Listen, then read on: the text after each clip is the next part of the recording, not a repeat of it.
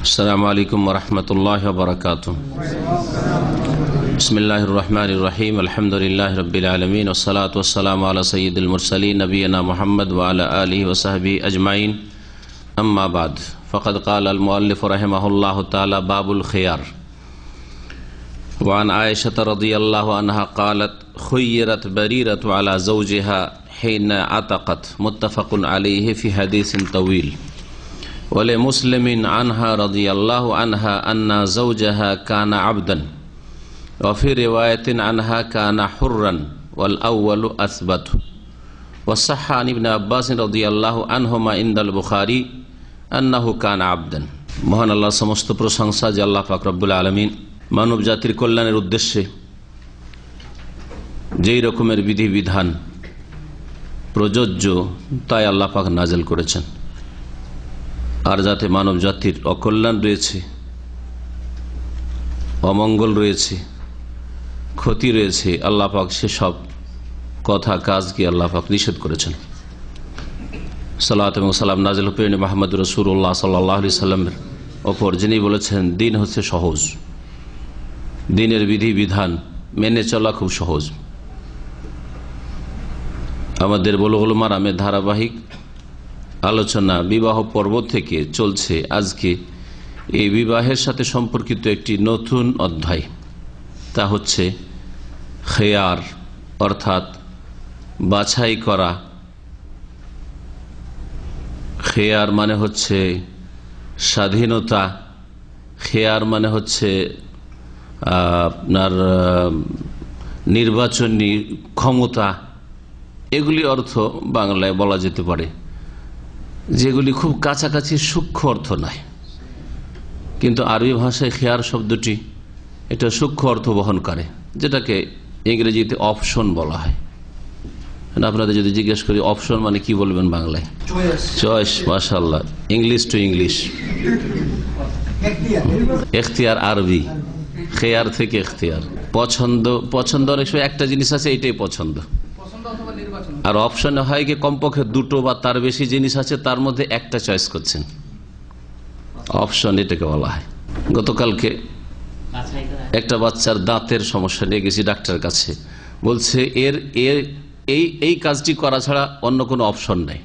মানে দাঁতের ক্ষেত্রে কয়েকটা অপশন থাকতে পারে, হ্যাঁ, ওষুধ দেওয়া, তারপরে ফিলিং করা, দাঁত তুলে ফেলা, অথবা রুট ক্যানাল করা, ঠিক না? তো এতগুলি এর মধ্যে এতগুলি যদি থাকে, একের বেশি থাকে, তাহলে সেখানে অপশন বলা হয়। আর পছন্দের ক্ষেত্রে একটা জিনিস, একটা মহিলাকে দেখে ওটি পছন্দ হয়ে গেল, তাহলে পছন্দ দিয়ে খেয়ারের অর্থ প্রকাশ পায় না পুরোপুরি। এই জন্য কাছাকাছি আমি বাংলায় অর্থ বলেছি দু তিনটে, ওর চাইতে ভালো বাংলা চাই আপনাদের কাছে, যা আমি বলেছি তা ছাড়া। বাছাই করা, বাছাই, বাছাই চয়ন একই কথাই। পছন্দ করা, পছন্দ একটা জিনিসই পছন্দ হয়ে গেল, একটা মাল সামান দেখলে ওইটা আপনার পছন্দ হয়ে গেল, দুইটো নেই, একটা অপশন পছন্দ করে, আংশিক অর্থ হয়। এই জন্য কিছু কিছু ভাষায় গিয়ে একটা শব্দের শব্দ দিয়ে অর্থ করা খুব জটিল। যাই হোক, এক কথায় অপশন, অর্থাৎ আপনার সামনে দুটো বা তার বেশি জিনিস আছে বা বিষয় আছে, বস্তু বা বিষয় আছে, তার মধ্যে কোনো একটা আপনি নিজের জন্য নির্বাচন করলেন বা বাছাই করলেন, এটাকে খেয়ার বলা হয়। বিবাহর ক্ষেত্রেও ওই রকমের খেয়ার রয়েছে যে আপনি এর মধ্য থেকে বাছাই করেন, এর মধ্য থেকে আপনি নির্বাচন করেন, এর মধ্য থেকে আপনি চয়ন করেন যে কি করবেন, বিবাহকে টিকিয়ে রাখবেন না বিবাহ বিচ্ছেদ করবেন, অথবা নাজায়েজ বিয়ে করে রেখেছেন, সুতরাং একটা জায়েজ, দ্বিতীয়টা জায়েজ না, কোনটা রাখবেন, এগুলো অপশন। তো এই বিষয়গুলি নিয়ে আলোচনা হবে। বাবুল খেয়ার, এই অধ্যায় হচ্ছে খেয়ার, বাছাই সম্পর্কে। নির্বাচনী ক্ষমতা, শরীয়তে যে ক্ষমতা দেওয়া হয়েছে, ইখতিয়ার, বিধানগত ক্ষমতা, যে আপনার ইখতিয়ার রয়েছে, বাছাইয়ের শক্তি রয়েছে, বাছাই করতে পারেন, এটাও নিতে পারেন, ওটাও নিতে পারেন। খেয়ার এর সংজ্ঞায় ভাষ্যকার বলছেন, ওয়াল খেয়ার হুয়া তালাবু খাইরিল আমরাইনে মিন ইবকাই নিকাহি আও ফাসখিহি। খেয়ার হচ্ছে, অপশন হচ্ছে দুটো বিষয়ের যেটা আপনার জন্য উত্তম বা উপযোগী, যেটা ভালো মনে হচ্ছে আপনার, সেটা চেয়ে নেওয়া, সেটা গ্রহণ করা। যেমন উদাহরণস্বরূপ মিন ইবকাইন নিকাহ, বিবাহকে আপনি বহাল রাখলেন, আও ফাসখি, অথবা বিবাহকে বিচ্ছেদ করলেন, আমি এই বিবাহ রাখবো না, অথবা রাখলাম। বিশেষ বিশেষ ক্ষেত্রে এই স্বাধীনতা, সব ক্ষেত্রে নেই। আপনি কবুল করে নিয়েছেন, বলছে রাখলাম না, বিয়ে ভঙ্গ না। বিবাহ দিয়ে দিলেন মেয়ের বাবা ওলি, আর তার বলছেন বিবাহ রাখলাম না, এমনি এমনি, এইসব চলবে না। তাহলে শরীয়তে বিশেষ বিশেষ কিছু ক্ষেত্র রয়েছে যেই ক্ষেত্রে অপশন আছে, বিবাহ রাখতেও পারেন টিকিয়ে, আবার বিবাহকে বিচ্ছিন্ন করতে পারেন। ওয়াকদুন নিকাহে মিনাল উকুদিল লাজিম, ভাষ্যকার বলছেন যে বিবাহ বন্ধন হচ্ছে এমন বন্ধনের বন্ধন, যে বন্ধন একেবারে অকাট্য হয়ে যায়, আবশ্যক হয়ে যায়। আল্লাতী লা খিয়ারা ফিহা ওয়ালা রাজাতা, বিবাহ হয়ে যাওয়ার পরে তাতে কোনো অপশনও থাকে না, যে কবুল করেছি কিন্তু না আমার স্ত্রী নয়, না আপনার স্ত্রী, না বললো আপনার স্ত্রী। বিয়ে দিয়ে দিয়েছেন, বলছেন না না আমার মেয়ের বিয়ে দিয়ে দেবো না ওকে, এটা চলবে না। ওয়ালা রাজাতা, এবং ফিরিয়ে নেওয়ারও কোনো উপায় নেই। তালাক দিয়ে দেওয়ার পরে ফিরিয়ে দেওয়ার কোনো অপশন নেই। যদি তালাক একেবারে অকাট্য হয়ে যায়, মোগাল্লাজ 3 তালাক হয়ে যায়, তাহলে, কারণ এই মর্মে সোনানের হাদিসগুলিতে একটি হাদিস রয়েছে, আবু হুরায়রা রাদিয়াল্লাহু তাআলা আনহু থেকে বর্ণিত, নবী করিম সাল্লাল্লাহু আলাইহি সাল্লাম বলেন, সালাসুন জিদ্দুহুন্না জিদ্দুন, 3টি বিষয় রয়েছে যেগুলির সত্যিকারটাও সত্যিকার, যেটা সত্যি সত্যি বলছেন ওটাও সত্যিকার হয়ে যায়। ওয়াহাজুলহুন্না জিদ্দুন, আর যেটা রসিকতার সাথে হয় সেটাও সত্যিকার হয়ে যায়। রসিকতার সাথে বললো সেটা সত্যিকার হয়ে যায়, সত্যি সত্যি সত্যি সেটা ঘটে যায়। কি আর নিকাহ আর তালাক আর রাজাত, বিবাহ মজাক করতে করতে বিবাহ দিয়ে দিলেন, বিবাহ হয়ে গেল, কবুল করে নিলেন, বলছেন না না আমি মজাক করছিলাম, চলবে না, হয়ে গেছে। তালাক, খুব আদর করে স্ত্রীকে আদর করতে করতে এবার আদরের ছলে দিলেন তালাক, বলছেন না না আমি তো আদর করে মজাক করছিলাম একটু, হ্যাঁ চলবে, হয়ে গেছে তালাক। ও রাজাতা, ওই রকম ফিরিয়ে নেওয়া, তালাক দিয়েছেন আর ফিরাবেন না, কিন্তু মজাক করতে করতে কথাই কথাই বলছে ফিরিয়ে নিলাম, তারপর একটু পরে বলছেন না না ওইটা মজাক করে বলেছিলাম, আমি ওকে রাখবো না, এটা চলবে না, ফিরে গেছে ও। এই 3টি বিষয়, আর নিকাহ, তালাক ও রাজাত, এগুলিতে ঠাট্টা রসিকতা চলে না। হ্যাঁ, রসিকতার ছলে এমনিতে মন থেকে বলিনি, ভিতর থেকে বলিনি, এসব কথা চলে না। অন্য ক্ষেত্রে চলে, কেনাকাটার ক্ষেত্রে আপনার মোবাইলটা বিক্রি করবেন, আপনিও রসিকতা করে বলছেন, ও বলছে রসিকতা, কত দাম নেবেন? হ্যাঁ, ও হয়তো রসিকতা করে বলে দেশে একটু কম করে বলেছ, 1000 টাকার মোবাইল একটা 0 কমিয়ে দেবে 100 রিয়ালে, আমি কই নিয়ে এলাম, তো দিলাম আর নিয়ে এলাম, দুটো কথা তো হইল। তারপরে যদি মোবাইল কাটাকাটি শুরু করেন, না জরুরি নয়, আবশ্যক না। ও যদি বলে আমি রসিকতা করছিলাম, এই ক্ষেত্রে চলবে, কিন্তু বিবাহের ক্ষেত্রে, তালাকের ক্ষেত্রে, ফিরিয়ে নেওয়ার ক্ষেত্রে এই সব রসিকতা চলবে না। মদিনা ইউনিভার্সিটির একটি মজার ঘটনা, আর সত্য ঘটনা, বেশ কিছুদিন আগের। শিক্ষক ফিকহ সাবজেক্ট পড়াচ্ছে, তালাকের অধ্যায়, এরকম যেমন আমরা তালাক বিবাহ আলোচনা করি, আর বিবাহের আলোচনা পড়াচ্ছে। নিকাহ পড়ার কথা, বিধিবিধান পড়াতে গিয়ে প্র্যাকটিক্যালে দেখাচ্ছে যে নিকাহ শরীয়তে কেমন করে হয়। তারপরে ওই টিচার বলছে যে যেমন ধরেন ছাত্রদেরকে, যেমন ধরো যে আমার মেয়ে আছে, আর তোমাকে বললাম যে জাওয়াজতু ইবনাতি, আমার মেয়ের তোমার সাথে বিয়ে দিলাম, তোমাকে আমি বললাম যে জাওয়াজতু ইবনাতি, আর তুমি কি বললে? কাবেল তো, কবুল করলাম। এইভাবে উদাহরণ দিয়েছে। এক আফ্রিকান ছেলে ছিল, ও বলছে ওস্তাদ কাবেল তো, যেমন জাওয়াজতু ইবনাতি বলেছে, বলছে খালাস ওস্তাদ কাবেল, আমি কবুল করলাম। ওস্তাদ ফেসে গেছে। এখন কি করা যাবে? এই ক্ষেত্রে যে আমি একটা উদাহরণ দিচ্ছিলাম, একটা এক্সাম্পল দিচ্ছিলাম, এইসব চলবে না। তুমি প্রস্তাব পেশ করেছে, এর নাম হচ্ছে ইজাব শরীয়তে, আর ওই দিক থেকে কবুল হয়েছে, আর অভিভাবক মেয়ের অনুমতি নেওয়া শরীয়তের একটি বিষয়, কিন্তু অনুমতি না নিয়ে যদি বিবাহ দিয়ে দেয় আর মেয়ে যদি সেটাকে নাকচ না করে, তাহলে বিবাহ খালাস, বিবাহ হয়ে গেছে। কি করা যাবে? হ্যাঁ, এমন ভাবে বলেছে, এইরকমই প্রস্তাব বলছে যে বিয়ে দিলাম আমি, এই কালেমা এইভাবে তোমার সাথে আমি বিয়ে দিলাম। হ্যাঁ, না, এইখানে চলবে না, এখানে চলবে না। এই জন্য তো নবী সাল্লাল্লাহু আলাইহি ওয়াসাল্লাম বলেছেন যে রসিকতা, ও তো রসিকতা করেন, আল্লাহ তো বলছে আমি রসিকতা করছিলাম। রসিকতা চলবে না, সাবধান বিয়ের ক্ষেত্রে, বিয়ের ক্ষেত্রে সাবধান। এটা তো একটা ঘটনা মদিনা ইউনিভার্সিটির ছাত্র আর শিক্ষকের।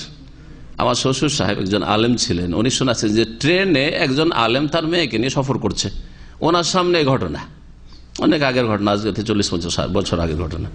আর বড় দিনদার মানুষ তো, একজন যুবক মানুষ নতুন মাদ্রাসা থেকে পাশ করেছে, বলছে যে মৌলানা সাহেব এটা কি? বলছে আমার মেয়ে। বলছে আমার সাথে বিয়ে দেবেন? হ্যাঁ দিয়ে দেবো, অসুবিধা কি, দিয়ে দিলাম। তখন ও বলছে যে কবুল করলাম আমি। এখন বলেন এখানে কি বলবেন যে এখানে এটা উদাহরণ দিচ্ছে? হ্যাঁ, দিয়ে দিলাম, ও মজাক করে দিয়েছে, ঠিক আছে দিয়ে দিলাম, অসুবিধা কি, দিয়ে দিলাম। আর ও বলছে যে কবুল করলাম। এখন হবে এটা কি মাসলা? এখন উত্তর চাই। হ্যাঁ, বিয়ে হয়ে গেছে। এখন যদি বলেন না না না আমি তোমাকে মেয়ে দেব না, বা ও বলছে যে না আমি তো রাখবো না, আমি তো এমনিতে বলেছিলাম, তাহলে কি করতে হবে? তালাক করাতে হবে, তালাক করাইতে হবে। জি, তো এই সব ক্ষেত্রে খেয়ার নেই, মানে অপশন নেই, কবুল করেছো করে নিয়েছো, কোনো অপশন নেই। ব্যবসা বাণিজ্যের সাথে, ব্যবসা বাণিজ্যকে বলা হয় আকদে বাই, ব্যবসার বন্ধন, আর বিবাহ শাদীকে বলা আকদে নেকাহ। বিবাহ শাদীও হচ্ছে আকদ বন্ধন, আর কেনা বেচাও হচ্ছে বন্ধন, দুটোকে বন্ধন বলা হয়, আকদ বলা হয় শরীয়তের ভাষায়, ফিকহের ভাষায়। কিন্তু দুটোতে বেশ কিছু পার্থক্য রয়েছে, দুটো বিষয়ে, দুটো আকদে পার্থক্য রয়েছে। ইখতিয়ারের ক্ষেত্রে, নির্বাচনের ক্ষেত্রে, অপশনের ক্ষেত্রে পার্থক্য রয়েছে। ব্যবসার ক্ষেত্রে খেয়ারে মজলিস, মজলিসের চয়েস বলে একটি ফিকহের পরিভাষা রয়েছে। ব্যবসার ক্ষেত্রে খেয়ারে শর্ত, শর্তের একটি ইখতিয়ার রয়েছে, অপশন রয়েছে। 3 নম্বর ইখতিয়ার রয়েছে ব্যবসার ক্ষেত্রে খেয়ারে আইব, দোষ ত্রুটির ইখতিয়ার, অপশন বলে একটি পরিভাষা রয়েছে। এই তিনটের ব্যাখ্যা কি করতে পারেন? খেয়ারে মজলিস, মজলিস মানে যে মজলিস, কেনাকাটার মজলিস হচ্ছে, একজন লোক কোনো মাল সামান বিক্রি করছে আর আরেকজন ক্রেতা তার কাছে গিয়েছে, দিয়ে ওখানে খরিদ করনেওয়ালা বলল ইশতারাইতু, এটার কত দাম? এত দাম। ইশতারাইতু, আমি খরিদ করলাম, বাংলায় বলেন আমি এটা খরিদ করে নিলাম। সে বললো যে আমি তোমার কাছে বিক্রি করে দিলাম, বেতো। অথবা আগে সে বলেছিল বেতো আমি বিক্রি করলাম, আর এ বলছে ইশতারাইতু পরে, বললো আগে পরে অসুবিধা নেই। অথবা হ্যাঁ বললো আমি বিক্রি করলাম, ঠিক আছে ওকে, তার মানে আমি খরিদ করলাম, তাই না? এই অর্থ বহন করলে হইল। কেনা বেচা সম্পূর্ণ হইল না? হইল না, সম্পূর্ণ হয়ে গেছে। কিন্তু ওখান থেকে সরেনি তারা, একই জায়গায়, কথা শেষ হয়ে গেছে, কিন্তু ওখানে তারপর অন্য গল্প চলছে, ওখানে দাঁড়িয়ে আছে বা বসে আছে, দোকানেই বসে আছে, কাপড় চোপড় কিনে নেওয়ার পর দোকানে বসে আছেন নিয়ে, আপনি টান দেননি, চলে যাননি, মজলিস আলাদা হয়নি। যতক্ষণ পর্যন্ত ওখানে বসে আছেন, অধিকাংশ ফোকাহা ওলামা আইম্মাদের কাছে আপনার ইখতিয়ার আছে, দুই পক্ষের ইখতিয়ার আছে। দোকানদার বলতে পারে যে ভাই আমার বেচা হলো না, আপনার কাছে ফিরিয়ে দেন, যেগুলো আমার দেশের লোকেরা এসব মাসলাই জানে না, যার ফলে ঝগড়া করে। ক্রেতাও বলতে পারে যে ভাই আমার কেনা হইল না, কেনা হলো না, পয়সা নিয়ে আসিনি, ভুলে গেছি, অথবা যে কোনো কারণে ভাই আমার কেনা হইল না। কোনো কারণ দর্শাবার দরকার নেই, আমি আপনার মজলিসে আছি, কিনেছিলাম, নিয়েছিলাম, কথা হয়েছিল, কিন্তু আমার এখন পর্যন্ত শরীয়তে আল্লাহ পাক আমাকে অপশন দিয়েছেন, খেয়ারে মজলিস দিয়েছেন, আমি কিনলাম না বা আমি বেচলাম না। এই অধিকার দুইজনের আছে, বায়ের আছে আর মুশতারির আছে, মানে ক্রেতারও আছে আর বিক্রেতার আছে। এটা বুঝলেন খেয়ারে মজলিস। একমাত্র শুধু হানাফি মাযহাব ওরা বলছে না, খেয়ারে মজলিস আর খেয়ারে আবদান নেই। ওদের কাছে বলছে যে কথার ইখতিয়ার, যতক্ষণ পর্যন্ত ওই ব্যবসা সম্পর্কে কেনাকাটা সম্পর্কে কথা চলছিল ততক্ষণ হ্যাঁ না করার ইখতিয়ার আছে। যেমনই ওই কথা শেষ আর একটা প্রসঙ্গ শুরু হয়েছে, ইখতিয়ার শেষ হয়ে গেছে। যে শুধু হানাফি মাযহাব, বাকি তিন আইম্মা তারা যতক্ষণ ওখানে বসে আছে দুইজন আলাদা আলাদা হয়নি ততক্ষণ ইখতিয়ার আছে। এবং নবী করিম সাল্লাল্লাহু আলাইহি ওয়াসাল্লামের হাদিস রয়েছে, আল বাইয়্যান বিল খিয়ারি মা লাম ইয়াতাফাররাকা, ক্রেতা এবং বিক্রেতার ইখতিয়ার বিল খিয়ারি, অপশন রয়েছে, ব্যবসাকে টিকিয়ে রাখতে পারে আবার ক্যান্সেল করতে পারে এই কেনা বেচাকে।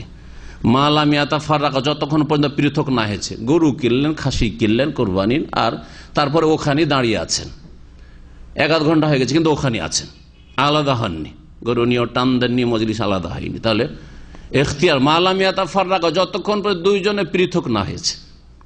বাড়ি চলে গেছেন কিনে নিয়ে, তারপরে বা হাট থেকে বেরিয়ে চলে গেছেন, পরে কিছুক্ষণ পরে এসে ফিরে এসে বলছেন না গরু নেওয়া হইল না, এটা চলবে না। এটাকে খেয়ারে মজলিস বলা, এই হাদিসের দলিল।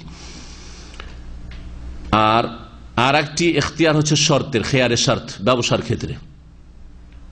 গরু কিনলেন কোরবানির, আর কিনে নেওয়ার পরে বলেন দেখেন আমি নিয়ে গেলাম কিন্তু আমার আব্বা দেখবে, এটা দেখার পর যদি পছন্দ হয় তো রাখলাম, না হলে আপনার বাড়ি ফিরিয়ে দিয়ে চলে যাবো। চলবে না? চলবে না। শর্ত লাগিয়েছে সে কেনার সময়। এইরকম পার্স কেনার ক্ষেত্রে এইটা আজকাল চলে মনে হয় দোকানে পটে। হ্যাঁ, আমি নিয়ে গেলাম, ছোট বড় যদি কাপড়টা হয়ে যায় তো ফিরিয়ে দিয়ে যাবো। ফিরিয়ে দিয়ে যাবো তে রাজি হয়তো দোকানদার, আজকাল হারাম কাজ করছে দোকানদাররা, বলছেন না পয়সা ফিরিয়ে পাবেন না, মাল ফিরিয়ে নিতে হবে না, এটা জায়েজ না, বাধ্য করা জায়েজ না, নাজায়েজ ব্যবসা চলছে এখন সৌদি আরবে। এরকম ব্যবসা যারা বিজনেসম্যান তারাই হারাম ব্যবসা করছে, এটা হারাম, জায়েজ নয়। বাধ্য করা ওকে যে তোমাকে পয়সা ক্যাশ ফিরিয়ে নিতে পারবে না, তোমাকে মাল সামান দেখে নাও, আমার কোনোটাই পছন্দ হচ্ছে না, আমি নেবো না, পয়সা ফেরত করো। ইখতিয়ার আছে পুরো, খেয়ারে শর্তের ইখতিয়ার রয়েছে, যেটা হরণ করে নাই এই দোকানদাররা। খেয়ারের শর্ত এটাকে বলা হয়, শর্ত লাগানো। গাভী কিনে নিয়ে গেলেন, ঠিক আছে ভাই শর্ত লাগিয়ে নিয়ে যাচ্ছি, গিয়ে দেখবো তুমি কত লিটার দুধ হয়, বলছে 5 লিটার করে দুধ হয়, যদি হয় আমি 1 সপ্তাহ দেখবো, তারপরে যদি হয় তো রাখবো, না হলে ফিরিয়ে দেবো। ফেরাতে পারবে না? পারবে না, ফেরাতে পারবে। আর একটা তৃতীয় হচ্ছে খেয়ারে আইব, দোষ ত্রুটি যদি বেরিয়ে যায়, দোষ ত্রুটি বেরিয়ে যায়। মাল সামান নিয়ে গেলাম ঠিকই, হ্যাঁ গাড়ি কিনে নিয়ে গেলাম, চালাবো, চালার পরে যদি ঠিক থাকে তো ঠিক আছে, আর যদি দোষ ত্রুটি বেরিয়ে যায় তাহলে ফিরিয়ে দিয়ে যাব। দোষ বের করে দিতে পারলে ফিরিয়ে দেওয়ার অধিকার আছে। এই আইবের ক্ষেত্রে বিবাহ এবং ব্যবসা এক। দোষ যদি বেরিয়ে যায় তাহলে ব্যবসা তো মাল সামান ফেরত করা যাবে, ঠিক তেমন বিবাহের ক্ষেত্রে বিবাহকে রিজেক্ট করা যাবে। বিবাহ হয়ে গেছে, ঠিক না? বিবাহ বউ দেখিয়েছিল এক বোনকে বা গ্রামের একটা সুন্দরী মেয়েকে, আর কবুল করার দিন উঠিয়ে আর একটা দিয়ে দিয়েছে। এগুলো খুব বেশি হয় বাংলাদেশে, হয় না? প্রায় শোনা যায়। আমাদের একদিনই বা বলছে আমাকে এরকম করে ঠকেছে, দেখিয়েছে খুব ভরসা আর দিয়েছে খুব কালো। বুঝতে পেরেছেন? হারাম, এটা খেয়ানত, মান গাসসানা ফালাইসা মিন্না। যারা এইরকম ধোকা দিবে তারা আমার উম্মতের না, নবী সাল্লাল্লাহু আলাইহি ওয়াসাল্লাম বলেছেন। তো এইরকম যদি কারোর সাথে হয় তো কি করবে? রাখতে হবে তোকে না? খেয়ারে আইব, আমি দোষ পেয়েছি সুতরাং রাখবো না। খেয়ারে আইব যেমন ছেলের পক্ষকে রয়েছে তেমন মেয়ের পক্ষকে রয়েছে। মেয়ের বিবাহ দিল, বিবাহ দেওয়ার পর দেখা গেল যে ছেলের পুরুষত্ব নেই অথবা দুর্বল, অনেক ঘটনা এরকম ঘটে না? এটা খেয়ারে আইব, এখানে অপশন রয়েছে, আইব দোষ পাওয়া গেছে সুতরাং বিবাহ রাখলাম না, অধিকার রয়েছে। এরকম মেয়ের মধ্যে যদি এরকম দোষ ত্রুটি পাওয়া যায়, হ্যাঁ ভিতরে মারাত্মক রোগ আছে আর আমাদেরকে বলেনি যে এইরকম রোগ আছে, পরে বউ নিয়ে যাওয়ার পরে দেখা যাচ্ছে প্রতিদিন হাসপাতাল নিয়ে যাও, আরে মারাত্মক রোগ, হ্যাঁ না রাখা যাবে না, আপনার ইখতিয়ার আছে, কোনো গুনাহ হবে না এই ক্ষেত্রে। সে আপনি ধৈর্য ধারণ করেন আল্লাহর ফয়সালার উপর। আর যদি মনে করে যে ওরা ধোকা দিয়েছে তারপরও সবুর করলাম, রেখে দিলাম, আপনি এর উপর আজর পাবেন না কি পাবেন, কিন্তু আপনার শরীয়তে কি দিয়েছেন? স্বাধীনতা দিয়েছেন, নির্বাচনী শক্তি শরীয়তে দেওয়া শক্তি আপনার কাছে রয়েছে, ক্ষমতা রয়েছে, হ্যাঁ অপশন রয়েছে আপনার কাছে। তো বিবাহে কি বললাম, শুধু খেয়ারে আইব রয়েছে, খেয়ারে শর্ত নেই। বিবাহকে নিয়ে যাওয়ার পর আমি এটাকে নিয়ে যাচ্ছি উঠিয়ে, হ্যাঁ, বা আমি বিয়ে করলাম আপনার মেয়েকে, আপনার বোনকে, কিন্তু বাড়ি নিয়ে যাওয়ার পরে যদি আমার মা বাপকে ভালো লাগে বৌমা হিসাবে তো রাখলাম, না হলে বিদায় করে দেবো, চলবে না? চলবে না। খেয়ারের শর্ত বলে কিছু নাই, এইটা চলবে না, জায়েজ নাই। খেয়ারে মজলিস, বিবাহর মজলিসে বিয়ে পড়া হয়েছে আর ওখানে বসে আছেন, আমোদ ফুর্তি করছেন, খাওয়া দাওয়া করছেন, গল্প গুজব করছেন, 2 ঘন্টা পরে বলছেন যে রাখা হইল না, চলবে না? চলবে না। খেয়ারে মজলিস বলে কিছু নেই বিবাহের ক্ষেত্রে। শুধু কি আছে, খেয়ারে আয়েব, দোষ ত্রুটি বের করে দিতে পারে যদি ছেলে পক্ষ, তাহলে নেকাকে বিবাহকে বিবাহ বিচ্ছেদ ঘটাতে পারেন, অথবা মেয়ে পক্ষ যদি দোষ বের করে দিতে পারে তো বিবাহকে বাতিল ঘোষণা করতে পারে যে বিবাহ রাখা হইল না। জি, এই ছিল খেয়ার সম্পর্কে আলোচনা। তারপরে তখন হাদিসগুলি শুনবেন। তাই ভাষ্যকার বলছেন যে বিবাহ ফাইজা তাম্মা আকদুন নিকাহ বিল ইজাব ওয়াল কবুল, যখন বিবাহ বন্ধন সম্পূর্ণ হবে ইজাব এবং কবুলের মাধ্যমে। ওলি বলল যে আমি আমার মেয়ের বিয়ে দিয়ে দিলাম, বা আমাদের দেশি তরিকায় আমার মেয়ের বিয়েটা পড়িয়ে দেন, এটা দেশি তরিকা। শরীয়তের তরিকা কি, আমার মেয়ের বিয়ে দিয়ে দিলাম অমুকের সাথে, জাওয়াজতু ইবনাতি বিফুলানিন, অমুকের সাথে আমার মেয়ের বিয়ে দিয়ে দিলাম, এটা হচ্ছে শরীয়তের ভাষা। আর ছেলে কি বলবে, কাবিল তো হাজার নিকাহ, বা শুধু কাবিল তো, আমি কবুল করলাম, যথেষ্ট, কবুল করলাম। নাম, বাপের নাম বলতে হবে, হ্যাঁ, কোনো জরুরি নয়। তারপরে কারণ এখানে বোঝা যাচ্ছে যে কে কবুল করছে আর কে প্রস্তাব পেশ করছে, মানে কে ইজাব করছে আর কে কবুল করছে। তারপরে আমাদের দেশে আর একটি বিদাত রয়েছে, ছেলে কবুলের সাথে সাথে মেয়ের কাছে উকিল পাঠিয়ে বা কিছু লোক সাক্ষী পাঠিয়ে ওকে কবুল করানো হয়। একবারে ডাহা বিদাত, স্পষ্ট বিদাত। এই বিদাতের কোনো হদিস কোরআন হাদিসে নেই, ভালো করে শুনে রাখেন। এই বিদাতকে উঠান যারা কোরআন সুন্নাহর অনুসারী হয়েছেন, আর না হলে বলেন যারা এই সব বিদাত করছে যে একটা দলিল দেন তো দেখি, নবী করিম সাল্লাল্লাহু আলাইহি ওয়াসাল্লাম বিয়েতে মেয়েটাকে গিয়ে কবুল করিয়েছেন, তুইও কবুল কর। জি, কে এইরকম সুন্নতি বিয়ে করেছেন যে আপনার স্ত্রীকে কবুল করানো হয়নি? আছে কেউ? হ্যাঁ, একটা দুটো, অনেক বেশি আছে, বেশিরভাগ আছে। ঠিক, উঠে গেলে তো ভালো, আলহামদুলিল্লাহ, কোরআন হাদিসের দিকে ফিরে আসছে, বেদাত মুক্ত হয়ে কিছু লোকেরা ফিরে আসছে, চোখ খুলছে, অন্ধকার দূর হচ্ছে, আলহামদুলিল্লাহ। বলছেন কি ভাষ্যকার যে ইজাব এবং কবুল যখন হয়ে যাবে, বাদান তাওয়াফারাত আরকানুহু, বিবাহের যে রুকনগুলি এর আগে আলোচিত হয়েছে ওগুলি পুরো হওয়ার পরে, শর্ত পুরো হওয়ার পরে, লাযিমাত আলী, বিবাহ আবশ্যক।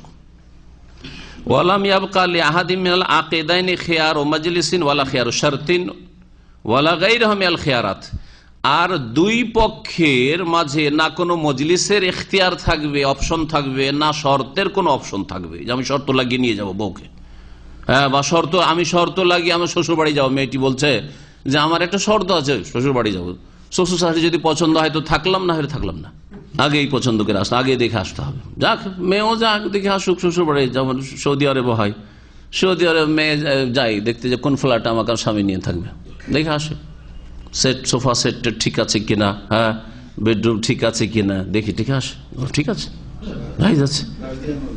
ইংলিশের গার্জেন যাওয়া তো আর ঠিক আছে, কিন্তু তার সাথে সাথে মেয়েও যদি যায় কোনো অসুবিধা নেই, কিন্তু বিবাহের পরে বলবে যে না আমার এসব পছন্দ হইল না, হ্যাঁ, না, এটা না, এইটা দোষ না। দোষ হচ্ছে যদি পাত্রের মাঝে দোষ বের করতে পারে অথবা পাত্রীতে দোষ বের করতে পারে, যে এই দোষ রয়েছে, কোন রোগ অথবা ইমানি দোষ। আমি নামাজি মনে করে বিয়ে করেছিলাম কিন্তু বেনামাজি, হ্যাঁ, খেয়ার আইব, বড় দোষ। আমি সহি আকীদার মনে করে বিয়ে করেছিলাম বা বিয়ে দিয়েছিলাম কিন্তু এ তো কবর পূজারি, সবচেয়ে বড় দোষ, শারীরিক রোগের চাইতে বড় রোগ। এগুলোতে খেয়ার আইব আছে, ছেলে পক্ষের আছে, মেয়ে পক্ষেরও আছে। তাই ভাষ্যকার বলছেন যে মজলিসের কোনো এখতিয়ার থাকবে না বিবাহের ক্ষেত্রে, আর শর্তের কোনো এখতিয়ার অপশন থাকবে না, না অন্য কোনো এইরকম কোন এখতিয়ার থাকতে পারে। ওয়াইন্নামা লিকুল্লি মিনাজ যাওজাইনি খিয়ারুল আইব, তবে পাত্র পাত্রী দুইজনের জন্য খেয়ারে আইব রয়েছে। দোষ ত্রুটি যদি বের করে দিতে পারে বা প্রকাশ করে দিতে পারে যে দোষ ত্রুটি আছে, তাহলে এই ক্ষেত্রে অপশন রয়েছে, বিবাহকে বহাল রাখবে আর না হলে বিবাহ বিচ্ছেদ ঘটাবে।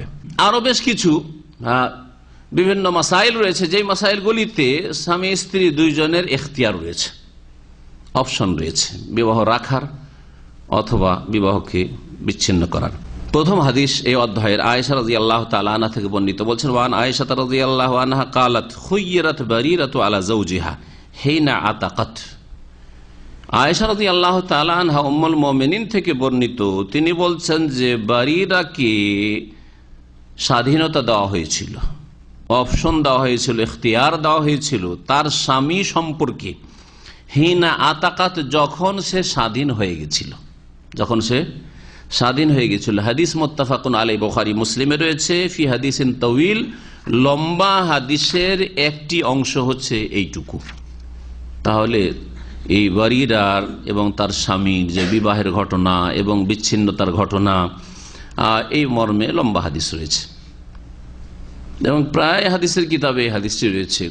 কোনটাতে সংক্ষেপে রয়েছে, কোনটায় লম্বা করেছে, কোনটায় কিছু অংশ রয়েছে, কোনটায় কিছু অংশ রয়েছে। এই মর্মে একদিন আলোচনা করেছিলাম। কারো মনে আছে বারিরা স্বামীর নাম? মগিস। মাশাআল্লাহ। বারিরার স্বামীর নাম কি ছিল? মগিস। মগিস ছিল দাস, গোলাম, আর বারিরা ছিল দাসী। দুজনে সমান সমান ছিল বিবাহের সময়। বিবাহের সময় দুজনে কি ছিল? সমান, দাস দাসী। তো দাসের বিয়ে দাসীর সাথে, মালিকের অনুমতি ক্রমে হইতে হবে, বিয়ে হয়েছিল এইভাবে। তারপরে কোন এক আনসারীর দাসী ছিলেন বারিরা রাদিয়াল্লাহু আনহা।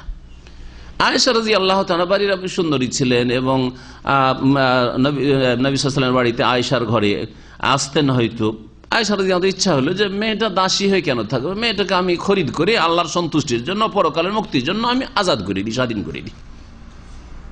আয়েশা রাদিয়াল্লাহু তাআলা আনহা পরামর্শ নবী করিম সাল্লাল্লাহু আলাইহি ওয়াসাল্লাম বলেন, হ্যাঁ, আতিকি ইশতারিহা ওয়া আতিকিহা, খরিদ করে নাও এবং তাকে আজাদ করে দাও।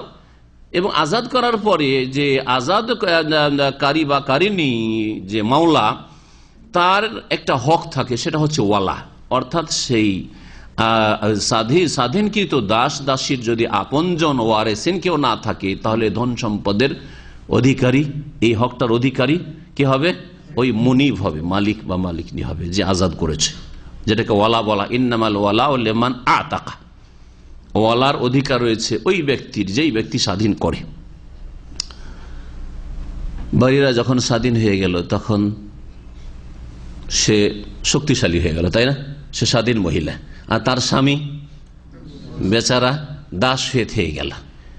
দাসের অধীনে স্বাধীন মহিলার থাকাটা নিজের মান সম্মানের ব্যাপার রয়েছে, আর আল্লাহ পাক তাকে ন্যায্য অধিকার দিয়েছেন। আসল বিষয়টি যে এই সময় অধিকার রয়েছে। এখন তুমি যদি মনে করো যে আমার দাস স্বামী, দাস স্বামী, দাস স্বামী থাকলে অনেক সমস্যা আছে। দাসকে যদি মনে করে মালিক, যেহেতু দাস, যে এখান থেকে অন্য কোথাও, অন্য দেশে বিক্রি করে দেবো, অন্য দেশের লোকের কাছে চলে গেল, কোথাও গেল না, তার সাথে চলে যেতে হবে। অথবা তাকে সবসময় যদি কাজে লাগিয়ে রাখে, দূরে কোথাও কাজে দিয়ে দিচ্ছে, স্ত্রীর কাছে আসতেই পারে না, তার করার কিছু নেই। কিন্তু একটা স্বাধীন মানুষকে বাধ্য করা যায় না। স্বাধীন মানুষ ইচ্ছা হলে চাকরি করলাম, না হলে করলাম না, লাথি মারলাম, তাই না?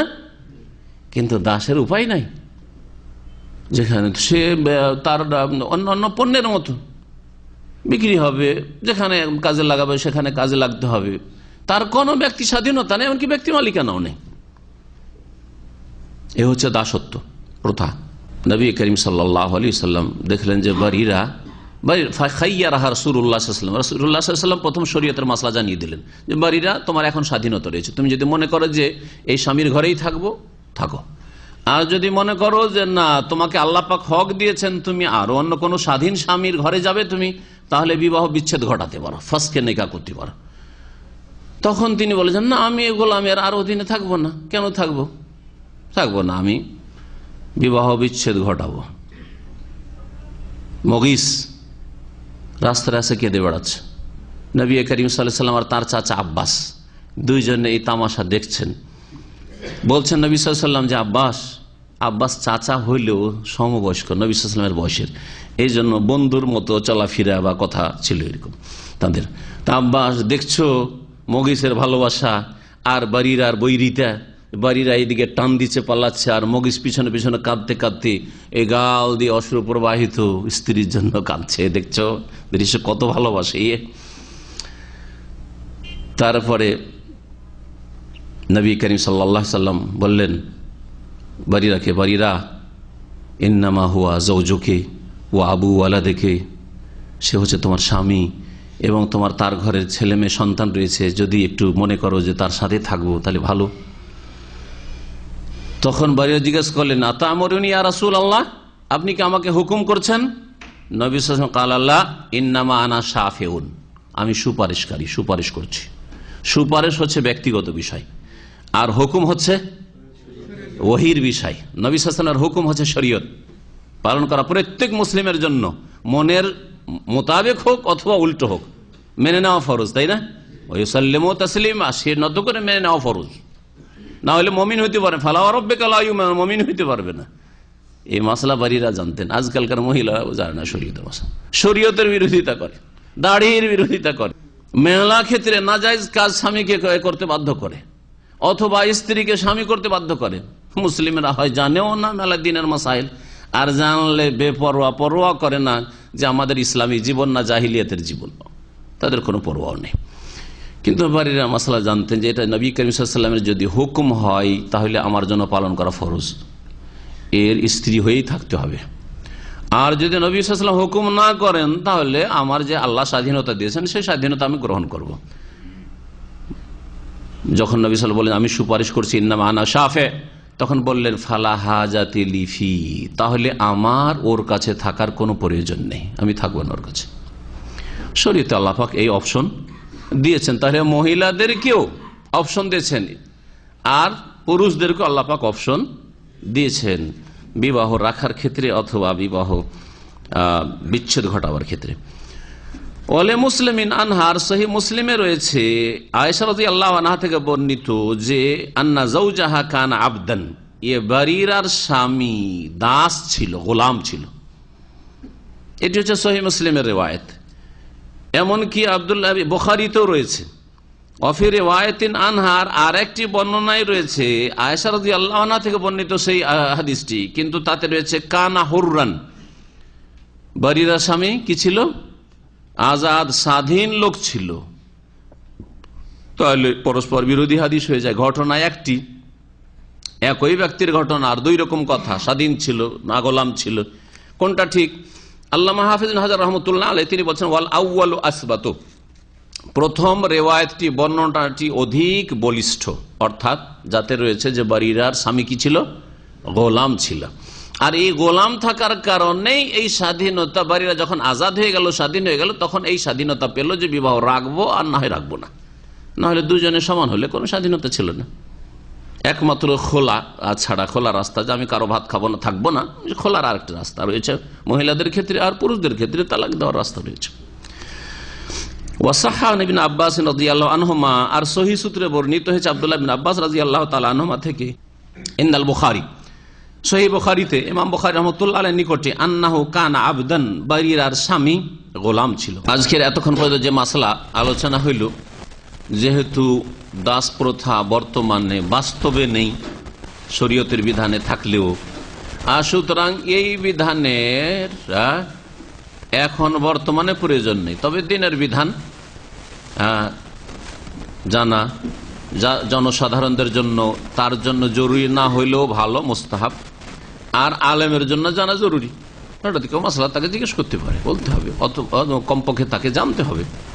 وعن الضحاك بن فيروز الديلمي عن أبيه قال قلت يا رسول الله إني أسلمت وتحتي أختان فقال رسول الله صلى الله عليه وسلم طلق أيتهما شئت رواه أحمد والأربعة إلا النسائي وصححه ابن حبان والدارقطني والبيهقي وأعله البخاري।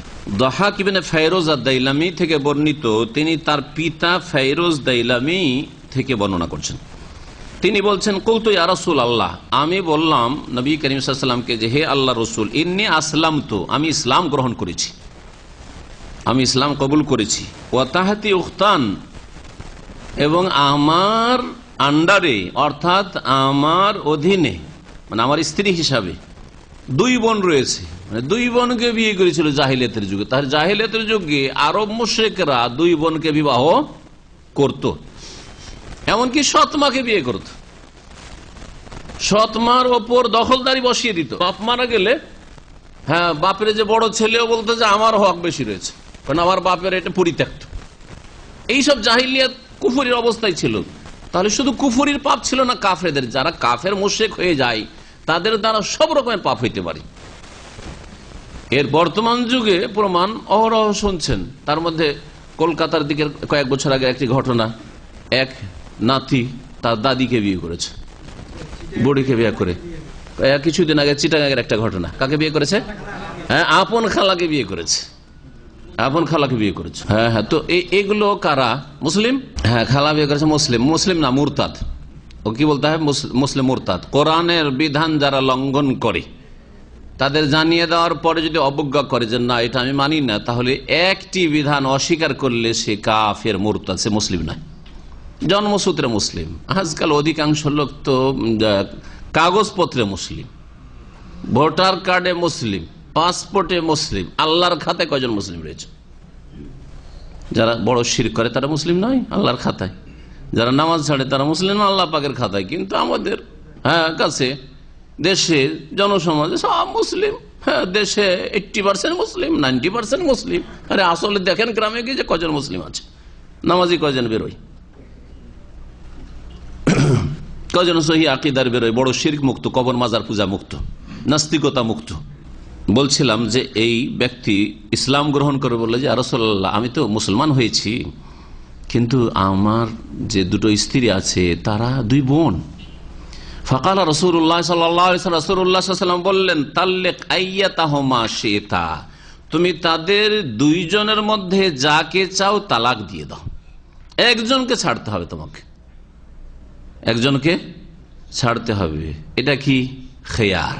অধ্যায় হচ্ছে আমাদের খেয়ার, অপশন। তাহলে সামনে অপশন আসলো যে দুই বোনকে রাখা হারাম, সুতরাং যখন মুসলিম হবে, হ্যাঁ, ইসলামের বিধিবিধান মানবে, মুরতাদ হতে চাই না কিন্তু অজ্ঞতার কারণে করে ফেলেছে, যেমন যে খালাকে বিয়ে করেছে। তারপরে শুধু দুই বোনের বিষয় না, এই হাদিসে ঘটনা আসলো দুই বোনের।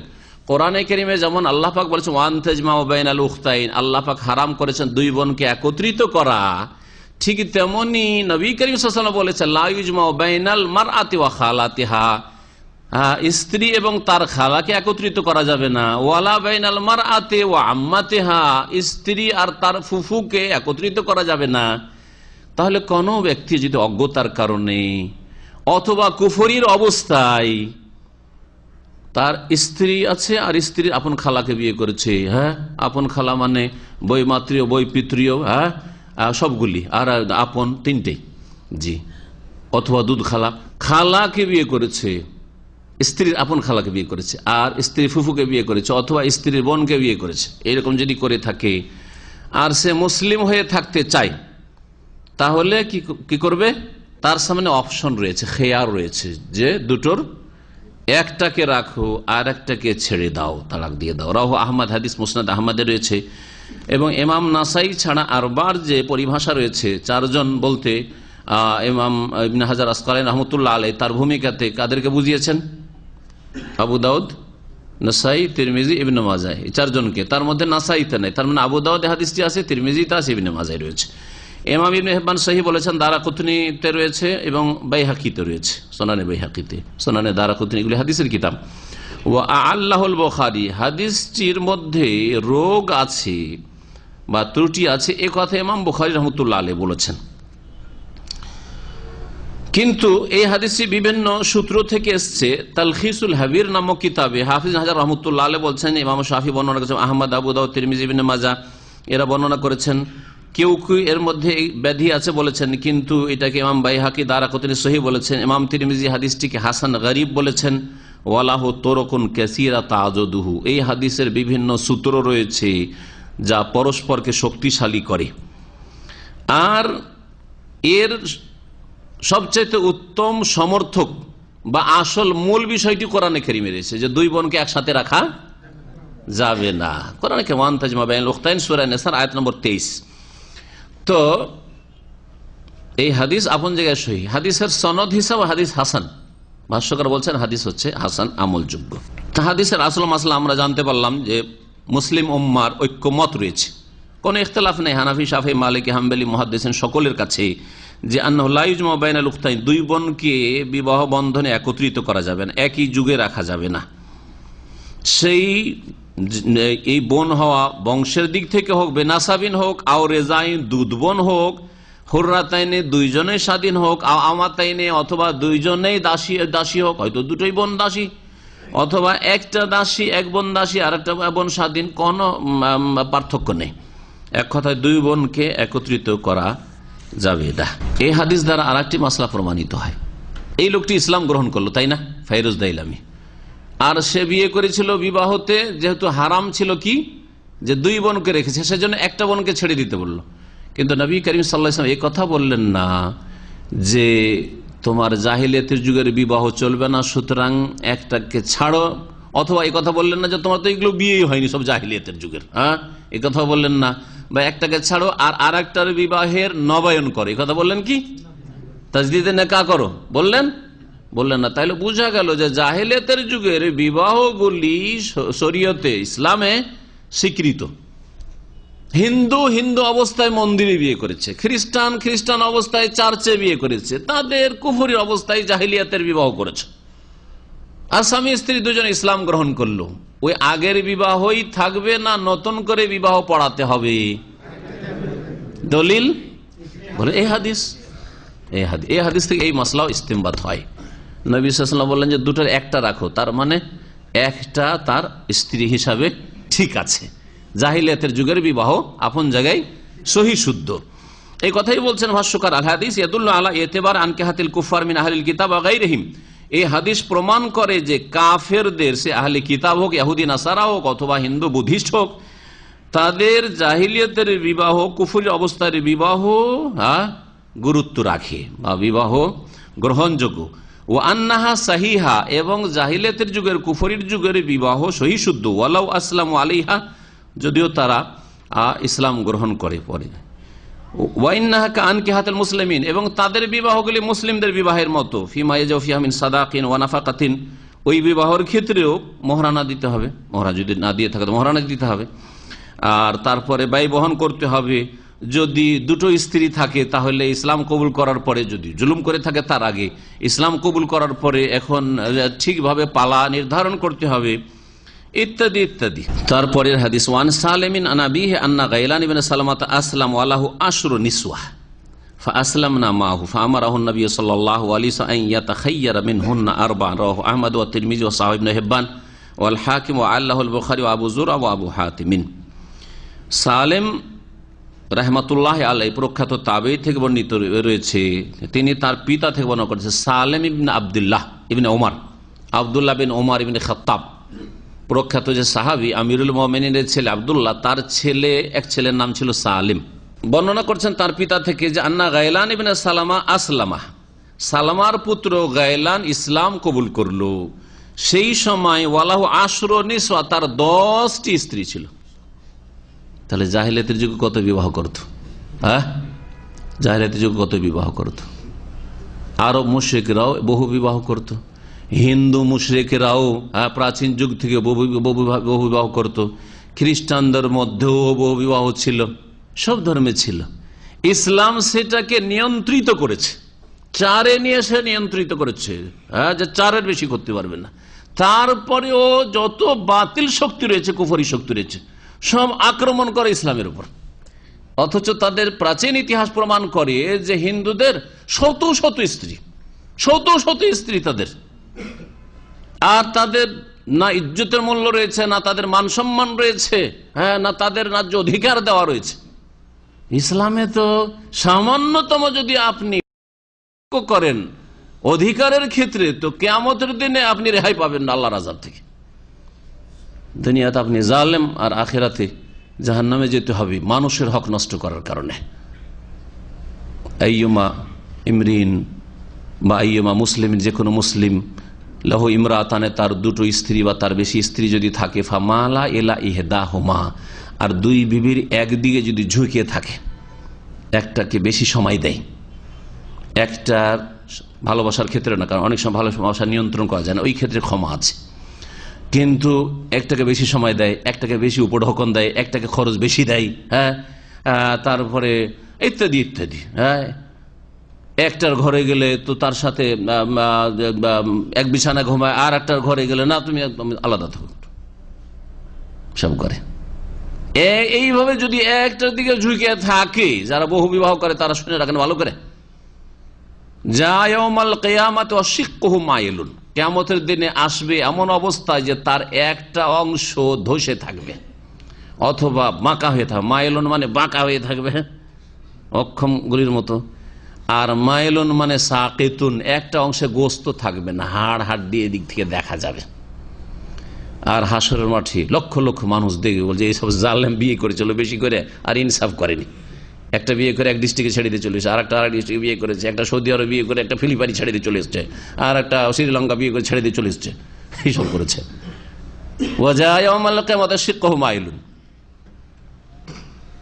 আমি একজন মুসলিম ভাইকে জানি, সে আমাদের পশ্চিমবঙ্গ থেকে হায়দ্রাবাদ গেল, কারি সাহেব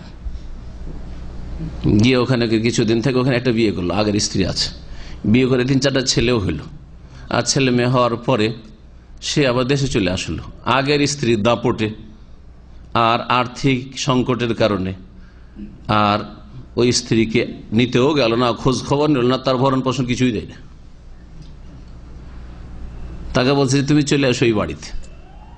ও সাহস করে আসবে কি করে? আমাদের দেশের জালেম সতীনদের তো অবস্থা জানেন, বিষ খাওয়াই দিবে, নয় বান মারিয়ে দিবে, হ্যাঁ, প্রাণনাশ ঘটাবে, খুন করবে। কি করে এক বাড়িতে? তারপরে এক বাড়িতে রাখা এভাবে জায়েজই নাই। আপনার যদি ক্ষমতাই না থাকে দুটো বাড়ি করার, আলাদা করে রাখার, তো এরকম একের বেশি বিবাহ করা জায়েজই নাই। নবী করিম সাল্লাল্লাহু আলাইহি ওয়াসাল্লাম সে অভাবের সময় 9 বিবির জন্য 9টা আলাদা আলাদা কক্ষ তৈরি করেছেন, একটা করে ঘর, তার সামনে একটু উঠান, ওই একটা ঘরের মধ্যে থাকতেন। এভাবে না লাইন ধরে, যে মসজিদে নববীর মধ্যে মা আয়েশা রাদিয়াল্লাহু তাআলার ঘর থেকে আপনি কিবলার অপোজিট দিকে, কিবলা হচ্ছে দক্ষিণ দিকে, তাই না, উত্তর দিকে লাইন করে ঘরগুলি ছিল, 9টা কক্ষ ছিল। প্রত্যেক বিবির জন্য একটা করে কক্ষ, একটাই শুধু রুম, একটার বেশি নয়। যে একটা মজলিস বৈঠকখানা আছে, মেহমান বসবে, হ্যাঁ, আর একটা ছেলে মেয়ে থাকবে, এরকম কোনো ব্যবস্থা ছিল না। একটা করে কক্ষ, আর তার সাথে একটু করে উঠান খোলা যায়, সামনে আছে ঘেরা আছে, এইরকম ব্যাস। যে এলাকাটিকে মুসাল্লান নেশা করা হয়েছে, ওই দিক থেকে মহিলারা যখন মহিলা সেকশনে ঢুকে শেষ দিক পর্যন্ত গেলে ওই এলাকাটা হচ্ছে নবী করিম সাল্লাল্লাহু আলাইহি সাল্লামের বিবিদের 9টি সারি হয়ে কক্ষের এলাকা। জি, হুজরাত নবী, হুজরাতুন নবী সাল্লাল্লাহু আলাইহি সাল্লাম, হুজরাত আজওয়াজিন নবী সাল্লাল্লাহু আলাইহি সাল্লাম। আলাদা ঘরের ব্যবস্থা করতে হবে। একই উঠানে দুটো স্ত্রীকে নিয়ে আসেন, ওই দিক থেকে এই রুম থেকে ওইটা নামছে, ওই রুম থেকে ওইটা নামছে, আর উঠানে নামতে দুইজনের টেনশন শুরু হয়ে যাচ্ছে। যদি স্বামীকে দেখে যে ওর ঘরে ঢুকলো, তখন তার পালপিটিশন শুরু হয়ে গেল, তার প্রেশার বাড়া শুরু হইলো, আর তারপরে কি করে একে দংশন করা যায়, এই তার স্বামীকে তো আর পারছে না, কারণ স্বামীকে তো রাখতে হবে, না হলে তো আমার ভাত যাবে। তো স্বামীকে তো আর পারছে না, তখন ওই সতীনের ক্ষতি করার চেষ্টা করে। এইভাবে রাখাই জায়েজ নয়, রাখাই জায়েজ নয়। একাধিক বিবাহ করলে তার জন্য কিছু শর্ত রয়েছে, এমনি নয়। অধিকাংশ লোকের আজকাল শখের বিবাহ, আল্লাহ ভীরুতার বিবাহ না, তাকওয়ার ভিত্তিতে বহু বিবাহ নয় মুসলিমদের, যার ফলে বহু বিবাহ বদনাম হয়েছে। একটি কারণ আমাদের নিজেদের কারণ, নিজেদের মধ্যেকার গুনাহগার পাপীদের কারণ, আর একটি কারণ হচ্ছে ইসলামের শত্রুদের আক্রমণ ইসলামের বিধিবিধানের উপর। ওরা ইসলাম এবং মুসলিমদের দোষ বের করে বেড়ায়, আর তাদের যে মধ্যে এইসব রয়েছে, কখনো এইসব সমালোচনা করে না যে আমাদের পূর্বপুরুষরা তো এইরকমই করতো, আমাদের ধর্মেও তো এইরকমই আছে, না, কখনো বলবে না। তো বলছিলাম যে 10 স্ত্রী ছিল গায়লানের, আসলাম না মা হয়ে 10 জন ইসলাম গ্রহণ করলো। কি করবে এখন? 10 জনে মুসলমান হয়েছে, মায়াও লাগছে, এখন কি করা যায়? হ্যাঁ, 10টাকে রাখা যাবে? কি করতে হবে এখন? খেয়ার, অপশন, এখন এর নাম হচ্ছে অপশন, খেয়ার। তখন নবী করিম সাল্লাল্লাহু আলাইহি ওয়াসাল্লাম ওই ব্যক্তিকে, গায়লানকে নির্দেশ দিলেন যে তাদের মধ্য থেকে 10 জনের মধ্য থেকে 4 জনকে তুমি বাছাই করে নাও, 4টাকে রাখো আর বাকি 6টাকে তালাক দিয়ে বিদায় করো, বিদায় করা। জি, রাওয়াহ আহমদ, হাদিস মুসনাদ আহমদে রয়েছে, তিরমিজি রয়েছে, ইবনে হিব্বান সহিহ বলেছেন, হাকিম সহিহ বলেছেন, ইমাম বুখারী, আবু যুরআ আর আবু হাতিম, 3 ইমাম হাদিসটিতে একটি দোষ রয়েছে বলেছেন, তবে হাদিস সহিহ লিগাইরিহি। কখনো কখনো যখন এরকম দেখা যায় মুহাদ্দিসের মধ্যে বিরোধ, যে কোন ইমাম বলছেন, মুহাদ্দিস বলছেন হাদিসটাতে দোষ রয়েছে, ত্রুটি রয়েছে, অর্থাৎ দুর্বলতার কোনো দিক রয়েছে, আর অন্যরা সহি বলছেন, তাহলে সেখানে সমন্বয়ের জন্য সচেষ্ট হইতে হবে। যেমন হাদিসের অর্থের ক্ষেত্রে পরস্পর বিরোধী হাদিস, একটু আগে বললাম যে বরিরার স্বামী গোলাম ছিল, আর এক হাদিস বলছে যে স্বাধীন ছিল, বোঝা গেছে। তাহলে সমন্বয় যেমন আমরা বিষয়বস্তুর ক্ষেত্রে করছি, ঠিক তেমনি সনদের সহি জয়ীফের ক্ষেত্রে মুহাদ্দিসিনদের ইখতিলাফ থাকলে সমন্বয় করতে হবে বিভিন্ন পদ্ধতিতে। তো এই ক্ষেত্রে একটি সমন্বয় হচ্ছে যে যেই সূত্রে ইমাম বুখারীর কাছে হাদিস পৌঁছেছে সেই সূত্রে কোন দুর্বল বর্ণনাকারী রয়েছে, যার ফলে তিনি আপত্তি করেছেন হাদিস সহিহ নয়। কিন্তু কয়েক সূত্র মিলিয়ে দেখা গেছে যে আসল বিষয়বস্তুটি সাব্যস্ত, তার প্রমাণ রয়েছে, এরকম হয়েছে। কখনো কখনো তারজিহ, একটি রিওয়ায়াত দুর্বল না হইলেও অত শক্তিশালী নয়, আর আরেকটি রিওয়ায়াত অধিক শক্তিশালী।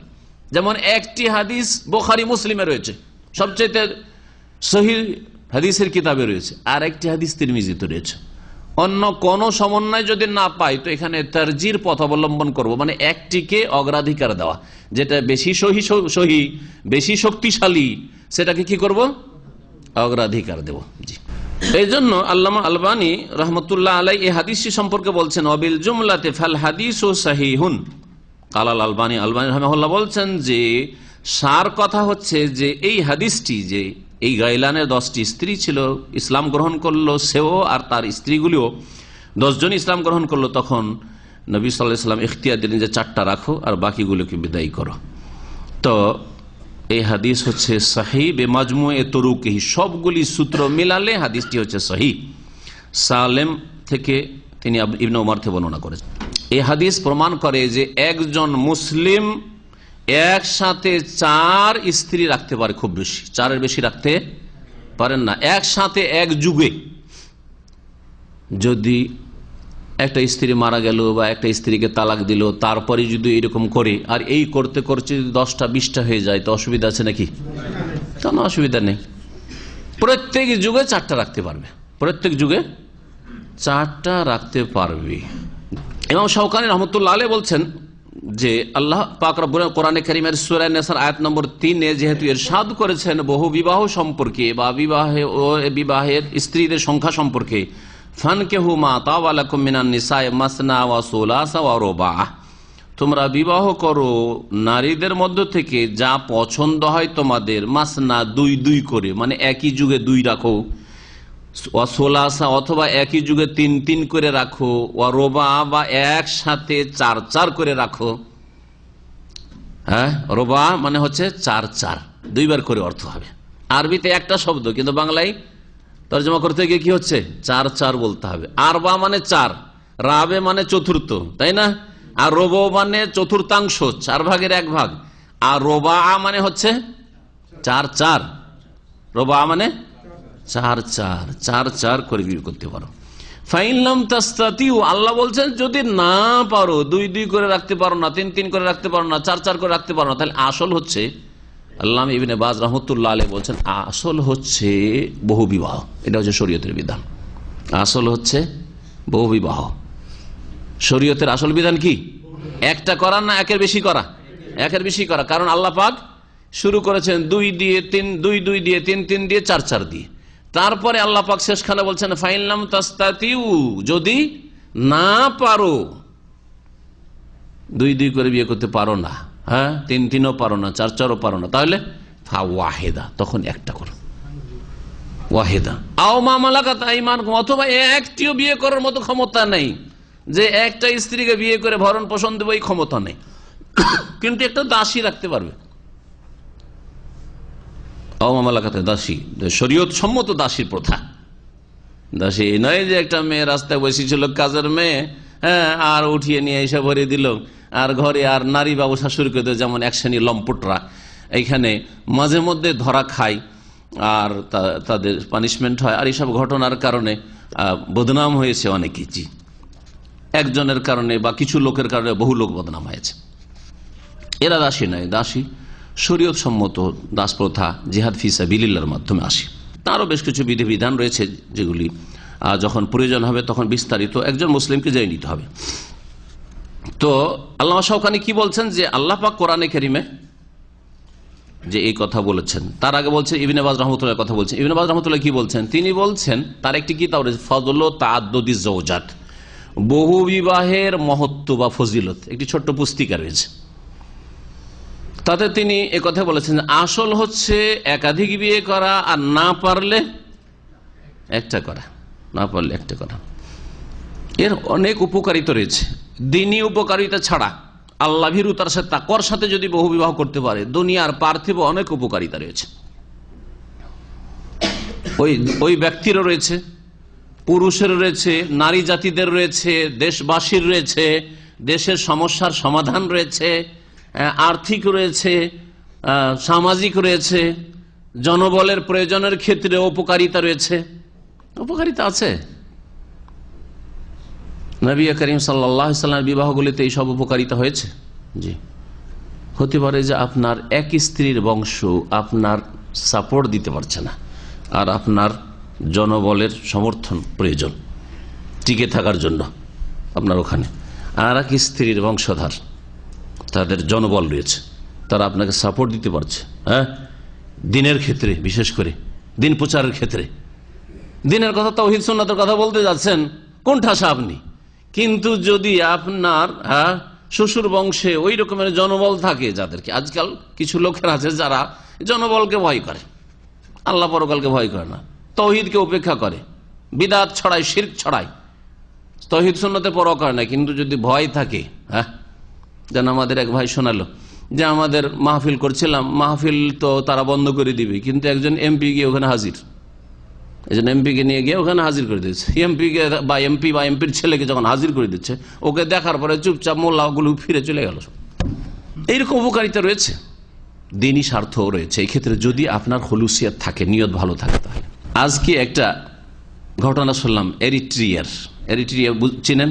ইথিওপিয়ারই একটা অংশ, যেটা নতুন দেশ 1993 থেকে হয়েছে এরিট্রিয়া, যেটাকে নবী সাল্লাল্লাহু আলাইহি ওয়াসাল্লামের জামানায় হাবাসা বলা হতো, আবিসিনিয়া, যেখানে সাহাবাইকেরা হিজরত করেছিল। হিজরত এলাকাটি বিশেষ করে ওই এরিট্রিয়া এলাকা, যেখানে বাদশাহ নাজাশী ইসলাম গ্রহণ করেছিলেন একাই, এবং তার গায়েবানা জানাজা নবী করিম সাল্লাল্লাহু আলাইহি ওয়াসাল্লাম পড়েছিলেন, কারণ জানাজা পড়ার কোনো লোক ছিল না, ওই দেশে সব কাফের খ্রিস্টান ছিল তখন। এখানে একটি নতুন আইন ধর্ম মন্ত্রণালয় পাশ করেছে। এটি আইন, কিন্তু ভারতের এক পত্রিকা, বাংলা পত্রিকা, কলকাতার আনন্দবাজার পত্রিকা, ইসলাম দ্রোহী পত্রিকা, যেহেতু কুফরি শক্তির পত্রিকা, ইসলাম বিদ্বেষী পত্রিকা, যখন ইসলামের কথা আসে তখন ইসলামের বিরুদ্ধে আর মুসলিমদের বিরুদ্ধে লেখার চেষ্টা করে। তো এই পত্রিকাতে লিখছে এটাকে ধর্ম মন্ত্রণালয় থেকে সরকারি আইন পাশ করা হচ্ছে, তো এটাকে আইন বলা উচিত। প্রত্যেক দেশের আইন, ভাই বাংলাদেশে যদি কোনো একটা আইন পাশ হয় তো এটা আইন নয়, না ওটাকে ফতোয়া বলবেন। ভারতে একটা আইন যদি পাশ হয় পার্লামেন্ট থেকে, অথবা যদি একটা অর্ডার যদি করা হয় হাইকোর্ট বা সুপ্রিম কোর্ট থেকে, তো সেটা আইন বলবেন না ওটাকে ফতোয়া বলবেন? আইন। ওরা তো আইন বলবে। কিন্তু এরিট্রিয়া একটা দেশ, সেখানে একটা আইন ধর্ম মন্ত্রণালয় থেকে পাশ করা হয়েছে, সেটাকে বলছে যে সেখানকার সরকার ফতোয়া দিচ্ছে। তাহলে ফতোয়ার ওপর কত ঝাল বাতিল শক্তি, বুঝতে পারছেন না? এবং ইসলামের বিরুদ্ধে কত শত্রুতা তাদের অন্তরে ভরা আছে। কি আইনটা পাশ করা হয়েছে যে এরিট্রিয়াতে প্রত্যেকে কমপক্ষে 2 করে বিয়ে করতে হবে, আর 2 বিবাহে যদি কেউ যদি বাধা দেয়, বা প্রথম কথা 2 বিবাহ যদি কোনো পুরুষ না করে, আমি করব না, তাহলে যাবজ্জীবন জেল, শাস্তি। জি, আর সশ্রম জেল, মেহনতের কষ্টের জেল, পরিশ্রম করতে হবে জেলে গিয়ে। জি, সশ্রম জেল, যাবজ্জীবন জেল। আর যদি কোনো মহিলা স্বামীকে বাধা দেয় যে তোমাকে বিয়ে করতে দেব না, তাহলে তারও যাবজ্জীবন জেল, সশ্রম। জি, আইন পাশ করা হয়েছে। কেন করা হয়েছে? কারণ ইথিওপিয়ার সাথে লড়াইয়ে এদের পুরুষ এত মারা গেছে যে পুরুষ সংখ্যা খুবই কমে গেছে, মহিলাদের সংখ্যা অনেক বেড়ে গেছে। এখন বলুন, সারা পৃথিবীর প্রত্যেকটি দেশে, এমনকি সৌদি আরবও, নারীদের সংখ্যা বেশি, বাংলাদেশে নারীদের সংখ্যা বেশি, ঠিক কিনা? সমস্ত দেশে পৃথিবীর মহিলাদের সংখ্যা বেশি, মেয়েদের সংখ্যা বেশি। আর মেয়েরা তো দ্রুত সাবালিকা হয়, তাই না? 15 বছর, ধরলাম 18 বছর সাবালিকা। একটা পুরুষ তো 18 কেন, 20 বছর, 22 বছর, 25 বছর বিয়ে করতে চায় না, ও 40-এ বিয়ে করবে। হ্যাঁ, আর আয়ু তো গড়ে সমানই প্রায়, বরং মহিলারাই বেশি বাঁচছে। এটা একটা তথ্য ভালো করে জানেন, কারণ মহিলাদের টেনশন কম, মহিলাদের ঝুঁকি কম, হ্যাঁ, রিস্ক কম, যার ফলে মহিলাদের আয়ু বেশি। গড় হারে যদি পরিসংখ্যান বের করেন তো মহিলারা বেশি বয়স পাচ্ছে। বোঝা গেছে না? তাহলে বলুন, একজন পুরুষ 35 থেকে 40 বছর বয়সে বিয়ে করবে, ততক্ষণ পর্যন্ত মেয়ের জন্ম বেশি বা মেয়ের হার বেশি, তাহলে কতগুলি মেয়ে সমাজে বেড়ে চলে যাচ্ছে। এরা বিনা স্বামীতে থেকে যাবে। একেবারে বিনা স্বামীতে থেকে যাওয়া ভালো নাকি সতীনের সাথে একটা স্বামী পাওয়া ভালো? বিবাহ, সতীনের উপর বিবাহ করে নিয়ে ইজ্জতের জীবনযাপন এবং গুনাহমুক্ত জীবনযাপন করা ভালো, না জেনা ব্যভিচার রাস্তা খোলা ভালো?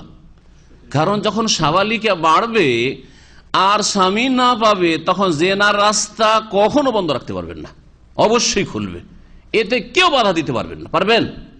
অসম্ভব বাধা দেওয়া, অসম্ভব বাধা দেওয়া। তাহলে দেশে জেনা ব্যভিচার বাড়বে, আর জেনা ব্যভিচার বাড়লে সেখানে আল্লাহ পাকের আযাব নেমে আসবে, আর বিভিন্ন রকমের যে ব্যাধিগুলি আজকাল দেখা যায় সেই ব্যাধিগুলি দেশে দেখা দিবে, আল্লাহ পাকের গজব ইত্যাদি ইত্যাদি। এই সমস্যার সমাধানের জন্য কোন একটি দেশ যদি আইন তৈরি করে, সেটাকে ফতোয়া বলে আখ্যায়িত করেছে ইসলাম বিদ্বেষীরা। দেখবেন যে এমন একটা সময় আসবে যখন মানুষ বাধ্য হবে, কারণ প্রচুর পুরুষরা মারা যাচ্ছে, জি, মহিলাদের তুলনায়। আর কিয়ামতের কাছাকাছি আরো এরকম অবস্থা হবে। নবী করিম সাল্লাল্লাহু আলাইহি ওয়াসাল্লাম একটি হাদিস মনে আছে, কিয়ামতের একটি লক্ষণ হচ্ছে হাত্তা ইয়াকুনা লিখামসিনা ইমরাআতান আল কাইয়্যিমুল ওয়াহিদ। কিয়ামতের কাছাকাছি এমন একটা সময় আসবে যে 50 জন মহিলার অভিভাবক হবে মাত্র একজন, একজন দেখাশোনা করার লোক হবে, একটা পুরুষ ছাড়া কেউ নেই। ওই পুরুষকে 50 জন মহিলার দেখাশোনা করতে খোঁজ খবর দিতে হচ্ছে। মানে খোঁজ খবর নেওয়া তার উপর ফরজ হয়ে রয়েছে, সে নিচ্ছে না সেটা আলাদা কথা। পশ্চিমা সভ্যতা যদি চলে আসে, পশ্চিমা সভ্যতায় মেয়ে বড় হয়ে গেলে মেয়ে বাপকে চেনে না, মাকে চেনে না, ও বাপ মা মেয়েকে চেনে না, কে কোথায় নিজে খাটে খায়, হ্যাঁ, কলকারখানায়। এটা হচ্ছে পশ্চিমা সভ্যতা।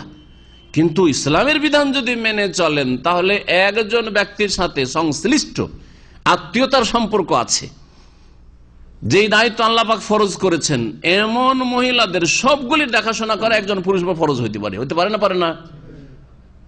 আপনার বোনেরা আছে, আপনার মা আছে, আপনার স্ত্রী আছে, আপনার মেয়েরা আছে, আপনার ভাতিজিরা আছে, আপনার ভাগ্নিরা আছে, আপনার খালা আছে, আপনার ফুহুরা আছে। এগুলি সবগুলির দায়িত্ব আপনার উপর নয় কি, কেউ দেখাশোনা না থাকলে? তো এইভাবে বুঝেন আপনি, তো 50টা হওয়াটা কোনো ব্যাপার হইল?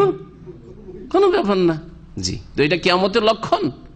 যখন এইরকম হবে যে এত পুরুষ কমে যাবে, যদি বহু বিবাহকে না নিয়ে আসা হয় ইসলামের, তাহলে সমস্যার সমাধান কোথা থেকে হবে? নিঃসন্দেহে তখন ব্যভিচার রাস্তা খুলবে, ব্যভিচার রাস্তা খুলবে। তো আল্লামা শাওকানির কথা বলিনি, শুধু শেখের বাজের কথা বললাম যে উত্তম হচ্ছে বা আসল হচ্ছে শরীয়তে কি একাধিক বিবাহ করা, আর যদি কেউ না পারে শর্ত পুরা করতে, তাহলে একটিতে ক্ষান্ত করবে। এবং শাওকানি রহমতুল্লাহ তার তাফসিরে বলছেন, হ্যাঁ, যে ইস্তুদিল্লাহ বিল আয়াত আলা তাহরিমে মা যাদা আলাল আরবা, এই আয়াত প্রমাণ করে যে 4-এর বেশি স্ত্রী রাখা হারাম, কারণ আল্লাহ 4 পর্যন্ত বলে থেমে গেছেন। জি, ওয়া হুয়া খিতাবুন লিজামিউল উম্মাহ, আর এটা হচ্ছে সমস্ত মুসলিম উম্মাহকে সম্বোধন। সুতরাং প্রত্যেক মুসলিমের জন্য 4-এর বেশি হারাম, 4টা পর্যন্ত রাখতে পারবো। আন্না কুল্লা নাকিহিন লাহু আন ইয়াখতারা মা আরাদা মিন হাযাল আদাদ, যদি 4-এর বেশি কারো কাছে থাকে তাহলে ওর মধ্য থেকে বাছাই করে নিবে যে 4টি রাখো আর বাকিগুলিকে তুমি বিদায় করো। একমাত্র রাসূলুল্লাহ সাল্লাল্লাহু আলাইহি সাল্লামের জন্য 4-এর বেশি জায়েজ ছিল। এটি হচ্ছে তার সাথে খাস, তার সাথে খাস হুকুম। এটা উম্মতের কারো জন্য জায়েজ না, আবু বকরের জন্য জায়েজ নাই, উমরের জন্য জায়েজ নাই, কারো জন্য জায়েজ নাই। এইরকম এই হাদিস প্রমাণ করে যে কোন ব্যক্তি যদি ইসলাম গ্রহণ করে, হ্যাঁ, কিন্তু তার আগে সে 4-এর বেশি বৈধ মনে করত, তাদের ধর্মে 4-এর বেশি বৈধ মনে করত, ফাইন্নাহু ইউমারু আন ইয়াখতারা মিনহুন্না আরবান, তাহলে ইসলাম গ্রহণ করলে তাকে বলা হবে যে 4টা রাখতে পারবে, তার বেশি রাখতে পারবে না। ওয়া ইউতাল্লিকুল বাকিয়াত, বাকি স্ত্রীগুলোকে তালাক দিয়ে দিবে। লিআন্নাল আরবা নিহায়াতু আদাদিল হুররিল মুসলিম, একজন মুসলিমের জন্য, একজন স্বাধীন মুসলিমের জন্য সর্ব ঊর্ধ্বে সংখ্যা হচ্ছে 4, 4-এর বেশি স্ত্রী রাখতে পারে না। এই হাদিস আরো কি প্রমাণ করে যে কুফরির অবস্থার বিবাহ স্বীকৃত, ইসলাম গ্রহণ করলে সেই বিবাহ বহাল থাকবে, এটাও প্রমাণ করে না? নবী করিম সাল্লাল্লাহু আলাইহি ওয়াসাল্লামের কাছে ইসলাম গ্রহণ করলো, তখন 10 স্ত্রী ছিল। কথা বলেন সবগুলি তোমার বাতিল, জাহিলিয়াতের যুগে বিবাহ হয়েছিল। কথা বললেন কি? বলেন যে 4টা রাখো আর বাকিগুলোকে তালাক দাও। তাহলে বোঝা গেল যে 4টার বিবাহ ঠিক আছে, 4টা পর্যন্ত তার বিবাহ ঠিক আছে। এখানে আজকের আলোচনা শেষ করছি। আল্লাহ পাক রব্বুল আলামিন যেন আমাদেরকে সঠিক দিন জানার তৌফিক দান করেন, দিন পালন করার তৌফিক দান করেন, হারাম থেকে বেঁচে থাকার তৌফিক দান করেন, দিন দুনিয়ার সার্বিক কল্যাণ আল্লাহ পাক আমাদেরকে দান করেন। আল্লাহ পাক রব্বুল আলামিন আমাদেরকে জান্নাতুল ফিরদাউস যেন দান করেন, সমস্ত রকমের ফিতনা থেকে আল্লাহ পাক বাঁচিয়ে রাখেন। যারা অসুস্থ রয়েছেন ভাই বোনেরা মুসলিম, তাদেরকে আল্লাহ পাক সুস্থতা যেন দান করেন। তারা যারা বালা মুসিবত রয়েছেন আল্লাহ পাক বালা মুসিবত দূর করে দেন। আল্লাহ পাক রব্বুল আলামিন যারা দুর্গত, নির্যাতিত, মজলুম, যারা ঘরবাড়ি হারা, যারা বস্ত্র হারা মুসলিম অসহায়, আল্লাহ পাক তাদের এই শীতের সময় যেন হেফাজত করেন। ওয়া সাল্লাল্লাহু আলা নবিয়িনা মুহাম্মদ ওয়া আলা আলিহি ওয়া সাহবিহি আজমাইন। তো মহিলা তো তালাক দিতে পারে না, তালাক যার হাতে আছে সে তালাক দিতে পারে। মেয়েও বিয়ে করতে পারে না, বিয়ে করবে ছেলে, বিয়ে করবে ছেলে। মেয়ের বিয়ে দিতে হয়, মেয়ের বিয়ে দিতে হয়। আর দিবে কে? অভিভাবকের জন্য। অভিভাবকের কথা বললাম, মেয়ের কথা না।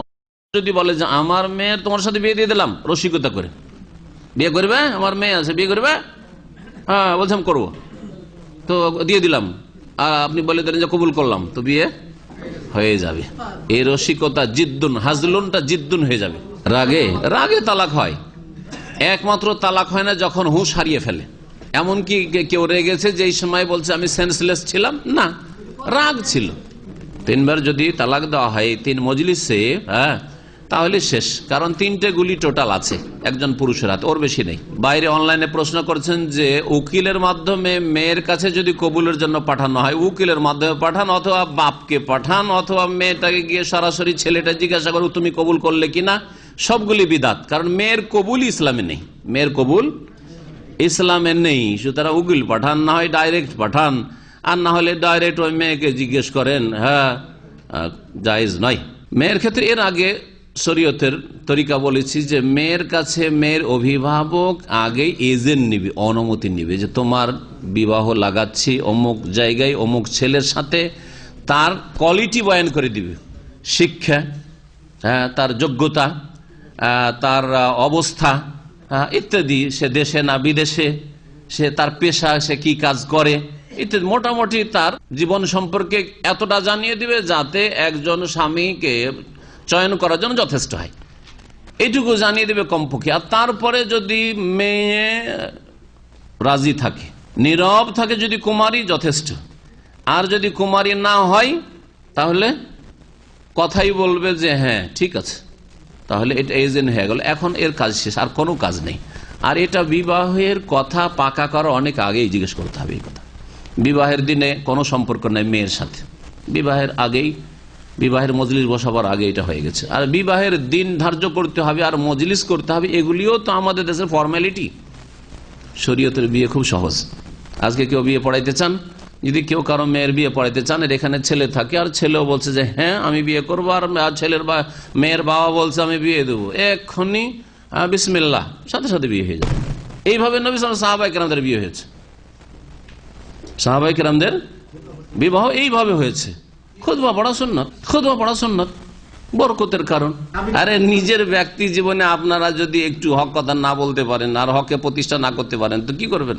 আর দেখছি অনেক ভাইরা গিয়ে বিয়ে করছে ওই বিদাতি পরিবারে বিয়ে করছে, এখান থেকে সবকিছু শিখে গেল, বিদাতি পরিবার আবার বিয়ে করছে, আবার গিয়ে ওই বেনামাজি পরিবারে বিয়ে করছে, আবার গিয়ে ওই বিদাতি তরিকায় বিয়ে করছে, আবার ওই ধার বাকি ওই মোহরে বিয়ে করছে। তো নগদ মোহর দিয়ে বিয়ে করে পাওয়া যায় না। আর মার্কেটে মোবাইল কিনবেন, গেলেন এখান থেকে শিখতে, মোবাইল পছন্দ হইলো না, চলে গেলেন টয়োটাতে, টয়োটা পছন্দ হইলো না, চলে গেলেন এতে আপনার ইবনে খুলদিন, ওখানে পছন্দ হইলেন না, হইলো না, চলে গেলেন দোসারি টাওয়ারে। করছেন না? করছেন না? ওই রকমই আপনাকে ওইখানে বিয়ে করতে 5 লাখ টাকা কাবিনে আর দিতে পারবো না, আমি কি করব, আমাকে বাধ্য করে লিখিয়ে নিয়েছে। এটা মূর্খতা, এটা মূর্খতা। আপনার কেনাকাটার মতো হচ্ছে বিবাহ। বিবাহ করতে গেলাম 5 লাখ মোহর চাইলো, বলেন মা আসসালামা আমি 1 লাখ দেব নগদ বা 50,000 দেব নগদ, হলে দেন আর না হলে এই চললাম। ডিস্ট্রিক্ট কুমিল্লা শেষ, চলেন ব্রাহ্মণবাড়িয়ে, চলে যান সিলেট, চলে যান দিনাজপুর, চলে যান রাজশাহী, চলে যান আপনি ঢাকা, এইভাবে খোঁজ করেন। ব্যবসা বাণিজ্যের ক্ষেত্রে আমার এই দেশে বসালেন ওই দেশে, আদান প্রদান আজকাল হচ্ছে না, মাল সামান নিত ইউরোপ থেকে, ইউরোপের সাথে সম্পর্ক খারাপ, জাপান থেকে নেওয়া শুরু করলো, জাপানের সাথে সম্পর্ক খারাপ কোন দেশের, না কোরিয়া থেকে শুরু করলো, মালয়েশিয়া থেকে নেওয়া শুরু করলো, ওই রকমই। জি হ্যাঁ, বিবাহ ঠিক ওই রকমই। আমারও পোষাইলো না, আপনার পোষাইলো না, থাকেন, আপনার মেয়ের অন্য জায়গায় খুঁজেন, আমি অন্য জায়গায় খুঁজে নিচ্ছি। সুন্দরী মেয়ের জন্য বিদাতি বিয়ে করেছে, তো ওই সুন্দরীটা পাবে, বাকিটা দিনটা পাবে না। এই সম্পর্কে আলোচনা হয়ে গেছে যে ফারবে জাতির দিন, দিনদারকে বিয়ে করে তুমি সাকসেস হয়ে যাও, সফল হয়ে যাও। সফলতা সুন্দরীতে নেই, সফলতা কিসে আছে? দিনদারিতে আছে। জি, সুতরাং যারা দিনদার বিয়ে করেছে, কালো হলেও, বেটে হলেও, খাটো হলেও, সুন্দর নাও হইলেও আভ্যন্তরীণ গুণ পেয়েছে। যেসব ছেলেরা বলে যে আমি দাড়িটা রাখবো, নিয়ত আছে, কিন্তু বিয়েটা করার পরে, কারণ মেয়ের আজকাল পছন্দ করে না, কখনো ভালো মেয়ে পাবে না, শুনে রাখেন, ভালো করে মুখস্থ। কারণ ও যেই মেয়েগুলিকে খুঁজছে সেই মেয়েগুলি ধার্মিক না, আল্লাহ ভীরু না, যার ফলে দাড়ি পছন্দ করে না। তাহলে ও তো আল্লাহ ভীরু দেখে বিয়ে করতে চায় না, ও তো দুর্বল ইমানের মেয়েকে বিয়ে করতে চায়। আমি বললাম না যে বেদিন, দুর্বল ইমানের মেয়েকে বিয়ে করতে, দুর্বল ইমানের মেয়েকে বিয়ে করে যে দাড়িটা বরদাস্ত করতে পারে না, সে আপনার 2 বছর কি করে আপনার জন্য ধৈর্য ধরবে? আপনি যেমনই বাড়ি থেকে টান দিলেন বিদেশ আসেন, সেও খুঁজে নেবে, কাছাকাছি কোথাও কাপ পেলে খুঁজে নেবে, করবে না? করবে না? তাহলে যারা দাড়ি সহ বিয়ে করেছেন ওরাই সফল। যেই মেয়ে আপনাকে দাড়ির এই অ্যাপিয়ারেন্স, এই আপনার মাজহার, এই দৃশ্য পছন্দ করেছে, সে অবশ্যই আল্লাহ ভীরু। সে যখন দাড়ির ক্ষেত্রে আল্লাহকে ভয় করে, ইজ্জতের ক্ষেত্রে এর চেয়ে বেশি ভয় করে, কখনো ইজ্জত নষ্ট করবে না। সুতরাং এতে আপনাদের দুনিয়ার কল্যাণ রয়েছে, দিনের কল্যাণটা পরেই রাখেন 2 নম্বরে, কিন্তু দুনিয়ার কল্যাণ রয়েছে যে আপনি মান ইজ্জতের সাথে থাকবেন সেই স্ত্রীকে নিয়ে, যে স্ত্রী আপনার দাড়ি পছন্দ করেছে। এবং প্রথমে ক্লিয়ার বলে নেবেন, কাবিননামাতে সাইন করা লাগে, সেটা আইনের বিষয়, বোঝা গেছে, আইনের বিষয়। ওটা ধরেন ওই এজেন্টেরই বহিঃপ্রকাশ, অসুবিধা নেই। আসলে লিখিত বিবাহ এগুলি তো আজকাল শুরু হলো, আমাদের যুগে লিখিত কোনো বিবাহ ছিল না, মৌখিক বিবাহ শাদী হয়ে গেছে। আর বিদেশে যখন নিয়ে আসবো ফ্যামিলি, তখন আবার একটা সার্টিফিকেট দরকার এমবেসিতে, ভিসা বের করার জন্য, ভিসা স্ট্যাম্পিং এর জন্য, তখন খুঁজে খেজে করতে একটা সার্টিফিকেট নিয়ে এসে বা এফিডেভিট নিয়ে এসে নিয়ে আসলাম। এগুলো কোনো শরীয়তি বিষয় নাই, লিখিত বিবাহ হইতে হবে, এটা কোনো শরীয়তে সামান্যতম মূল্য রাখে না, মুখের কথাই যথেষ্ট।